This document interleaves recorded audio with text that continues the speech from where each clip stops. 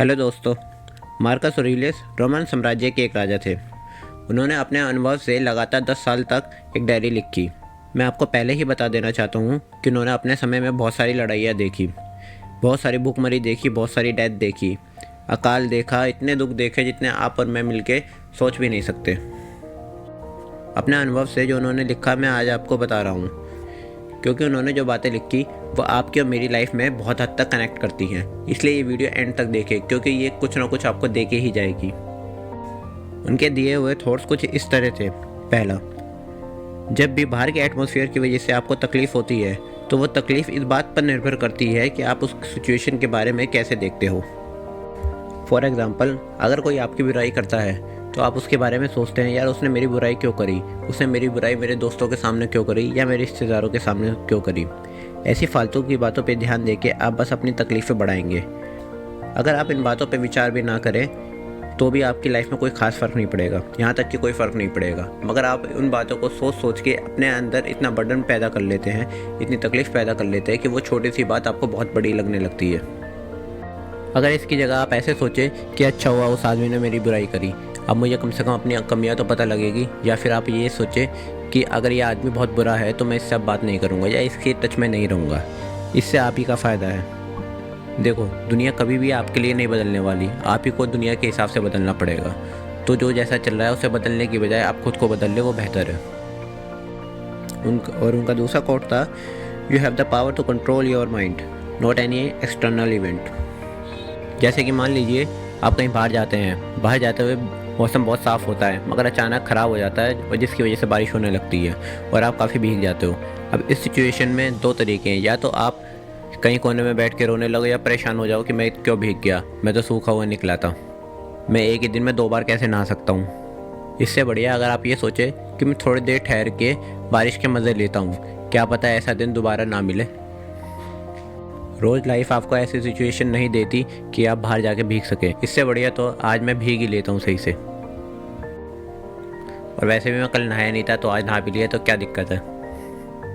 देखो, जिस चीज़ पे आपका कंट्रोल नहीं है उसके लिए सबसे बेहतर तरीका यही है, आप अपने अंदर के इवेंट्स को बदल लो, अपने अंदर की सोच को बदल लो और ये सोचो कि जो हो रहा है अच्छे के लिए हो रहा है। उनका तीसरा थॉट था, जब आपसे कोई नफरत करे, क्रिटिसाइज़ करे तो आप उस बात की वजह जानने की कोशिश करिए। जैसे कि मान लीजिए आपके माँ बाप, आपके पेरेंट्स आपको किसी बात के लिए डांटते हैं या आपके टीचर किसी बात के लिए डांटते हैं, तो आप उस पर गुस्सा होने के बजाय आप अपनी गलती मान लीजिए। ये देखिए कि वो किस वजह से डांट रहे हैं, कि इसमें सही में मेरी गलती है। अगर इसमें आपकी गलती ना भी हो तो आप उन्हें पलट के जवाब मत दीजिए। हो सकता है आपके पेरेंट्स का आज मूड सही ना हो, इस वजह से वो थोड़ा डांट भी रहे हो, कोई छोटी सी बात पे आपको ज़्यादा बोल दिए हो, तो आपके ना बोलने से बात वहीं सुलझ सकती। और आप अपने अंदर उसके लिए कोई द्वेष ना रखें, कोई गुस्सा ना रखें, क्योंकि दूसरों के लिए अंदर गुस्सा रखना कुछ ऐसा है जैसे जलता हुआ अंगारा अपने हाथ में पकड़ना, उससे आप ही का हाथ जलेगा। उनका चौथा थॉट था, दूसरों की बातों पे ध्यान ना देके अगर आप खुद के बारे में ज़्यादा सोचेंगे और खुद पर काम करेंगे तो ये आपके लिए ज़्यादा बेहतर रहेगा। देखिए, दूसरे की बुराई करने में कोई फ़ायदा नहीं है, इसमें आप ही का नुकसान है, क्योंकि इसमें समय आप ही का ख़राब हो रहा है, दूसरे व्यक्ति का नहीं।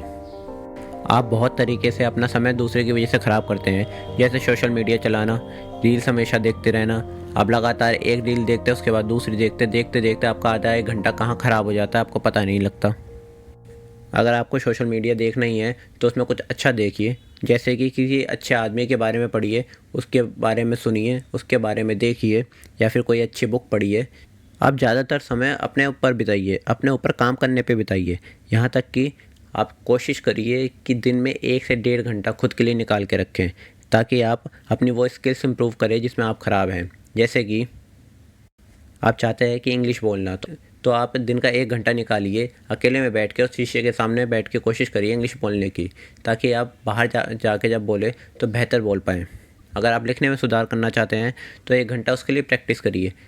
अगर आपको तब भी समझ ना आए कि क्या करना है तो एक काम करिए, आप फ़ोन साइड में रख दीजिए और ख़ुद के साथ वक्त बिताइए, कम से कम 1 घंटा या 2 घंटा, जिसमें फ़ोन आपके साथ ना हो, कोई सोशल मीडिया ना हो, कुछ भी ना हो। आप स्विच ऑफ करके उसे साइड में रख दीजिए। 1 घंटा खुद से बात करके देखिए, खुद से बात करके देखिए कि आपके अंदर क्या कमी है, उसे कैसे सुधारा जा सकता है। आपको पता लगेगा कि आप खुद को ही सही से जवाब दे पाएंगे। आपके जितने भी आंसर है सब कुछ आपके अंदर हैं, आप चाहे तो उन्हें ढूंढ सकते हैं। देखिए 2 घंटे किसी की बुराई करने से आपको कुछ नहीं मिलेगा, मगर 2 घंटे अगर आप किसी कामयाब आदमी के बारे में पढ़ ले तो शायद वो आपकी ज़िंदगी बदल दे। अगर आपको ये वीडियो पसंद आया तो प्लीज़ शेयर करिए उन लोगों के साथ जो कि बहुत ही परेशान हैं अपनी लाइफ में। उन्हें लगता है कि उनके साथ हमेशा गलत होता है या वो पीछे रह जाते हैं या उनके साथ लोग काफ़ी बुरा भला बर्ताव करते हैं। आप उन्हें शेयर करेंगे तो उनकी हेल्प होगी। Thank you for watching this video.